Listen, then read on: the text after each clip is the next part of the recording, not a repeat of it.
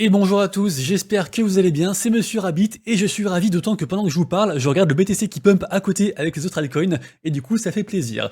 Bienvenue pour votre chaîne d'actu, sur votre chaîne d'actualité quotidienne concernant le Web3, les news principales du Web3, des NFT, de la blockchain, du côté gaming aussi et également, et bien sûr forcément de vos NFT favoris. On est ensemble pour environ 10 minutes, on review toute l'actu ensemble et on est parti directement. Et juste avant, bien sûr, si vous aimez le contenu que je fais tous les jours, n'hésitez pas à vous abonner à la chaîne, à activer la cloche pour louper aucune vidéo et puis aussi à mettre un petit message en commentaire et à mettre un pouce en l'air. Voilà, on a fini avec toute l'introduction. Sachez qu'aujourd'hui je suis un petit peu malade, du coup j'espère que ça va aller et que vous allez comprendre ce que je veux vous dire. En tout cas voilà, pas mal de petites actus intéressantes aujourd'hui. Bien sûr, comme à chaque fois, restez bien jusqu'au bout de la vidéo puisque à la fin j'aurai besoin de vous en fait. J'ai une requête à vous faire spéciale sur un nouveau projet, un projet très récent qui peut rapporter gros, donc rendez-vous à la fin de la vidéo. La première bien sûr c'est, parce qu'on va commencer quand même par un truc bien, avant de parler de choses qui fâchent. La première actu, c'est que ça y est, il y a une statue en fait de Satoshi Nakamoto en Hongrie. Du coup, voilà, je trouvais ça cool. C'est un petit fun fact qui nous vient de la part de Watcher Guru, qui est sans aucun doute un compte à suivre sur la twittosphère. L'info suivante, c'est bien sûr le leak, enfin c'est pas vraiment un leak en fait, c'est Consensus qui a mis à jour du coup en fait sa politique de confidentialité. Et en fait, Consensus, pour information, ils sont derrière MetaMask. C'est la boîte en fait qui est derrière MetaMask, qui est notamment d'ailleurs, pour pas rentrer dans les détails, pardon, mais c'est pour, en gros, c'est eux qui gèrent le nœud Infura, voilà.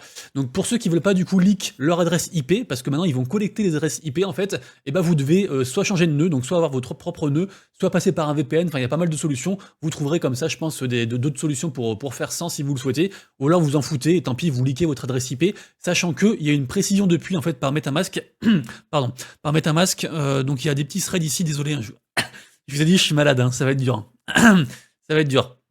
Du coup, donc il y a eu des précisions, et en fait, il semblerait que les adresses IP seront en effet collectées, mais pas pour tout le temps en fait, juste pendant un laps de temps assez court, assez défini, pour au cas où il se passe un truc, en fait, qui puisse remonter en fait aux personnes.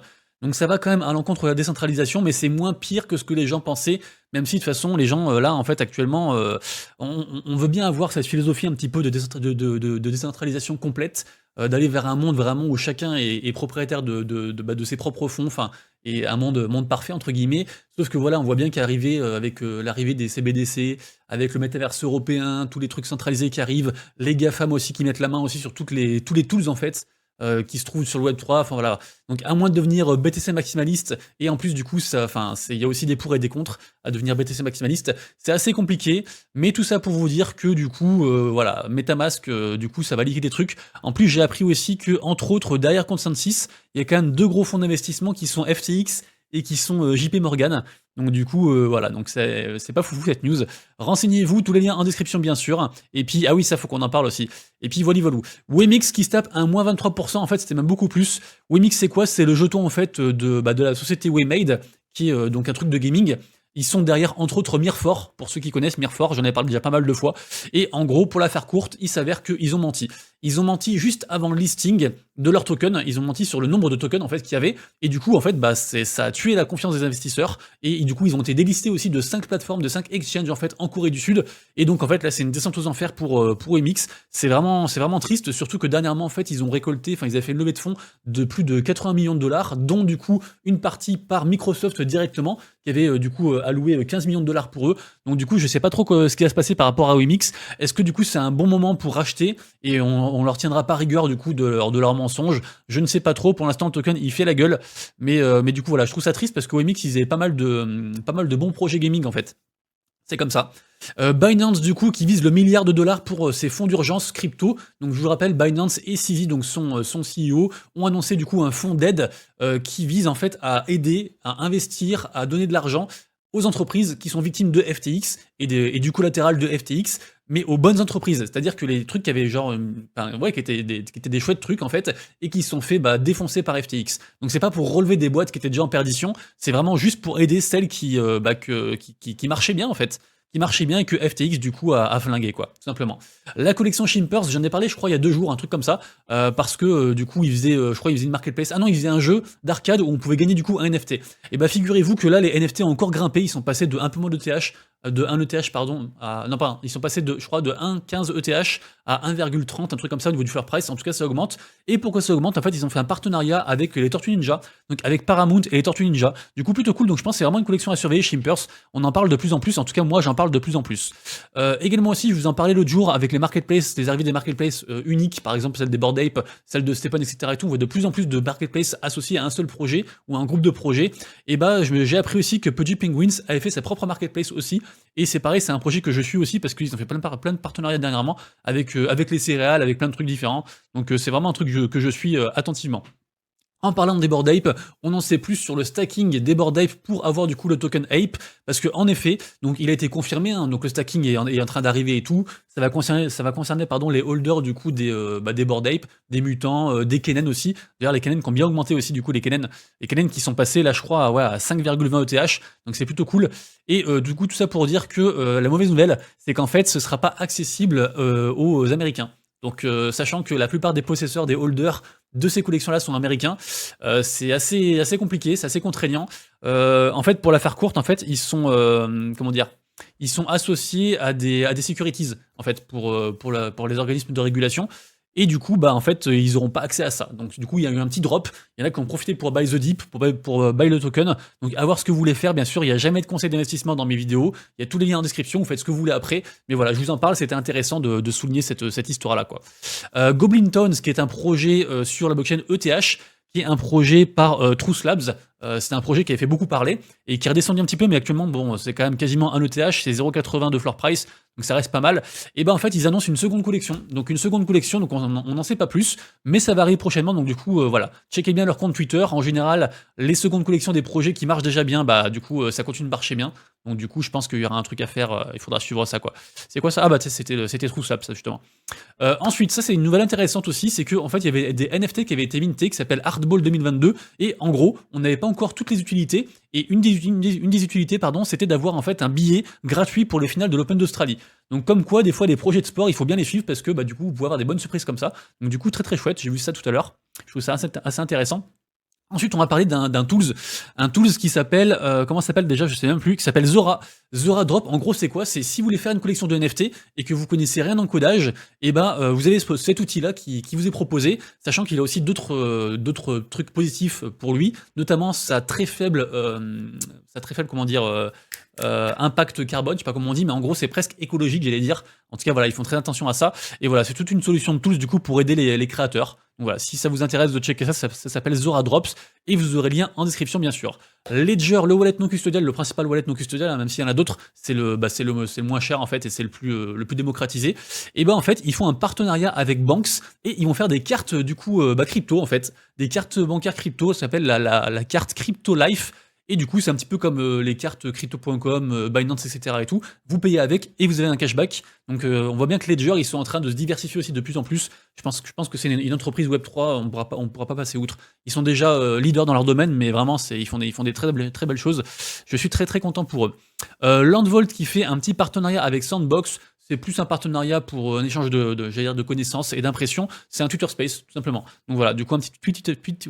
Oh là là, j'ai du mal aujourd'hui, je suis désolé. Hein. Donc Twitter Space aujourd'hui du coup, et ça commence à 15h. Donc je pense à peu près quand vous regardez la vidéo, si vous la regardez quand elle sort, quoi. Les Bored Ape qui ont tweeté du coup Joyeux Thanksgiving, les singes, et du coup la version DC commence à Noël. Donc on imagine que c'est la version du coup par rapport à Otherside, leur métaverse, ça peut aussi être autre chose. En tout cas des Bored Ape du coup qui nous teasent un petit truc comme ça pour Noël, donc ce sera toujours bon à suivre. Un partenariat entre OpenSea et les Doodles. Doodles, très grosse collection, hein, Doodles, qui ont fait des partenariats avec plein d'artistes très connus, avec aussi plein de monde du milieu en fait du crypto game, j'allais dire. Donc c'est vraiment une très bonne collection sur ETH. Et en gros, et bah du coup ils feront un partenariat pour un event qui se passe à Miami. Un gros event qui concerne pas qu'eux, hein. Et donc il y aura voilà, un truc avec OpenSea et eux, avec notamment aussi des choses à gagner, des trucs comme ça, donc ce sera à suivre, même si nous on est en France, je suivrai ça quand même attentivement. X2Y2 qui revient sur l'incident du mint avec la collection Remis, dont on a parlé hier, qui voulait aussi faire du coup un airdrop de ceux qui faisaient un trade de moins 1 NFT. Donc le mint était hier. Du coup, j'ai pas tout vous lire parce que bah voilà, il y a eu pas mal de choses faites. c'est pas fou. Moi, je pense que du coup, c'est plus ou moins mort. Mais voilà, si vous voulez revenir sur cette collection-ci dont j'ai parlé hier, vous avez les suites du coup dans le trade de X2Y2, la marketplace concurrente de OpenSea, bien sûr. Ensuite, article assez intéressant sur Dalloz-actualité.fr. C'est marrant, c'est que Dalloz, quand j'étais libraire, je les vendais. En fait, c'est les bouquins qui font genre les bouquins de droit pénal, etc. et tout. Et du coup, pour moi, c'est juste une maison d'édition. Mais du coup, donc là, ils ont parlé du coup de l'affaire NFT et Meta Birkin, qui opposait en gros l'artiste Mason Rothschild à la société Hermès, donc marque de luxe de vêtements.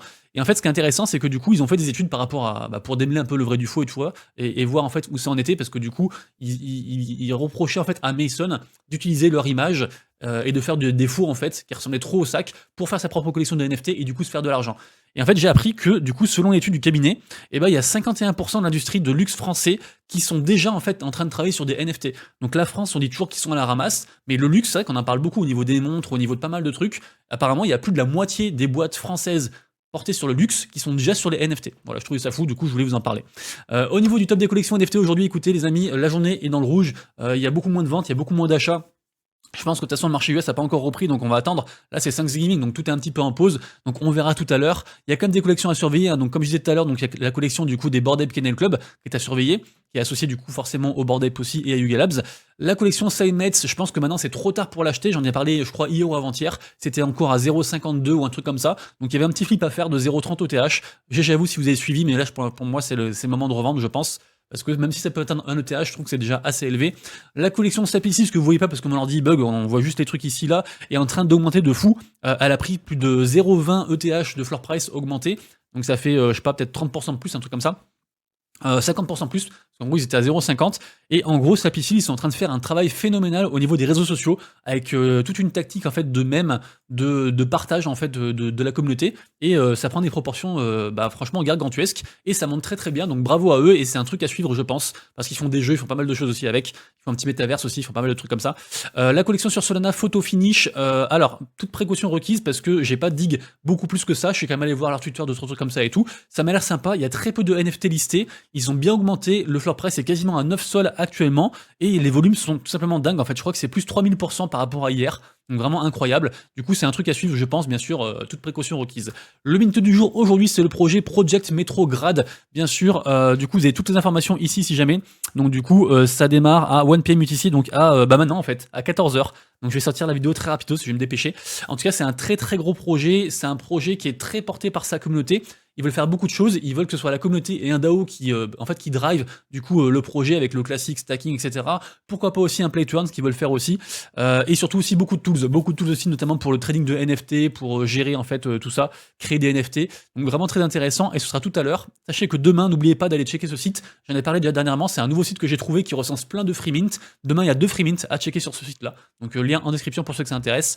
Et au niveau du côté gaming, aujourd'hui la journée est dans le rouge, mais je pense que peut-être que si on fait un petit F5, ça va s'améliorer parce que je vois qu'il y a encore le BTC qui pump. Voilà, parfait. On est passé du rouge au vert. C'est tout ce qu'on voulait, c'est parfait. Donc, à part le token de WMX, le reste, on va dire que ça va. De toute façon, c'est très, très fluctuant, hein, le côté gaming, forcément, hein. Au niveau de la tendance aujourd'hui, il y a Dorak qui est toujours premier, donc le jeu autour de l'univers des chiens, on en a déjà parlé pas mal de fois. Moi je vais revenir sur du coup le numéro 2 qui est Delta Flare. Delta Flare c'est ici, je sais plus si j'ai pris des notes, mais en gros pour la faire courte, voilà, bon c'est ça. En gros il y a même une petite démo qui tourne ici si jamais. En fait ils veulent faire plein de jeux différents, ils veulent aussi faire des jeux au niveau de la VR. Ils ont déjà sold out la collection Gold qu'ils ont fait, donc les plus chers NFT, et actuellement en fait on peut encore minter d'autres NFT, donc c'est une pré-sale, hein, et du coup il y a d'autres choses à minter dessus. C'est, je pense que c'est un bon projet, c'est vraiment un truc à surveiller, moi j'aime beaucoup. Je pourrais vous montrer le trailer là, mais ça va durer trop longtemps, mais voilà, en gros c'est un petit truc comme ça. Ça plairait à Zap Crypto, tiens, vu que c'est des petits astronautes. Mais du coup voilà. Ensuite dédicace au poteau Jeux Crypto FR. Jeux Crypto FR, je sais pas si vous le connaissez. C'est un mec que j'aime beaucoup, qui est principalement présent sur YouTube et qui fait plein de vidéos sur les play to earn, donc les play to earn à surveiller, des play to earn intéressants qu'il a testés, voilà, il donne son retour d'expérience. C'est vraiment un gars que j'apprécie fortement et qui build beaucoup. Et bah figurez-vous qu'il a terminé premier de la première phase en fait sur Sorare, et donc qu'est-ce qu'il gagne? Et bah il gagne 3 ETH, voilà. Donc comme quoi Sorare ça peut rapporter, en plus c'est un côté gratuit. Alors certes il y a pas mal de gens qui disent qu'il a beaucoup de chance, oui il fallait de la chance, il fallait à la fois du skill et de la chance. En tout cas GG à lui, je suis très content pour lui, et du coup on continuera de suivre ça. Moi j'y joue aussi, j'ai fini j'ai fini 378 millième, donc voilà, pas terrible. En tout cas voilà, il y a une nouvelle phase qui commence, vous aussi vous pouvez jouer, je vous mettrai le lien en description bien sûr pour ceux que ça intéresse. Metapixel qui nous release un petit trailer là sur un de leurs prochains jeux, ça m'a beaucoup fait penser à Zelda, donc voilà, du coup je voulais juste vous partager ça parce que j'ai kiffé la Madeleine de Proust en fait. Olympus Game a fait un petit alpha release, donc en fait on ne sait pas encore quand est-ce que ça va arriver, mon petit doigt me dit que c'est pour la première semaine de décembre, après on verra, j'imagine que ce sera pour ça. En tout cas, ils ont dit que du coup, seuls dans un premier temps, les possesseurs les holders des NFT pourront jouer du coup à ce jeu qui est une sorte de Clash Royale-like que j'aime beaucoup et avec qui j'avais fait un partenariat d'ailleurs également aussi. Pegaxi, écoutez, assez intéressant parce qu'en fait il y a eu une interview qui est sortie dernièrement du mec qui est derrière Pegaxi et ils ont dit qu'en fait ils continuent de build, ils continuent à faire des choses, ils veulent faire un petit jeu dessus, ils veulent build dessus. Donc du coup Pegaxi qui était à la base le deuxième jeu avec Axie Infinity, avec la même économie à faire vraiment pumper cette histoire de play to earn, qui revient du coup sur le devant de la scène, donc on suivra ça, je vous tiendrai au courant en tout cas, voilà, je sais pas si vous avez encore des Pegaxi ou du VIX, voilà, je suis pas allé voir le cours du VIX mais à mon avis c'est pas très glorieux, mais bon voilà. Ensuite, on va parler de Champions Ascensions. Du coup, très rapidos, on peut burn les pets aujourd'hui pour avoir du coup différentes ressources, différentes rewards. Ça commence aujourd'hui et c'est valable que jusqu'à demain. Donc, si vous êtes sur le jeu, du coup, faites attention parce que si vous voulez les burn, c'est aujourd'hui que ça se passe et pas dans 2 jours, quoi. Everseed, un projet que j'aime beaucoup aussi. Qui nous a fait une petite démo, enfin qui a ajouté en fait un pet, un nouvel animal de compagnie à sa dernière démo. Je vous rappelle que eux ils réalisent une démo en gros par mois quasiment, ils font pas mal de choses. C'est un MMO. Pour la faire courte, c'est un truc que j'aime beaucoup, que je suis déjà beaucoup d'ailleurs aussi. J'ai pas investi dedans, mais c'est vraiment un projet que j'aime beaucoup, Everseed. Donc du coup voilà, je vous tiendrai au courant. Mais en tout cas voilà, sachez qu'ils continuent à build et que c'est chouette, simplement.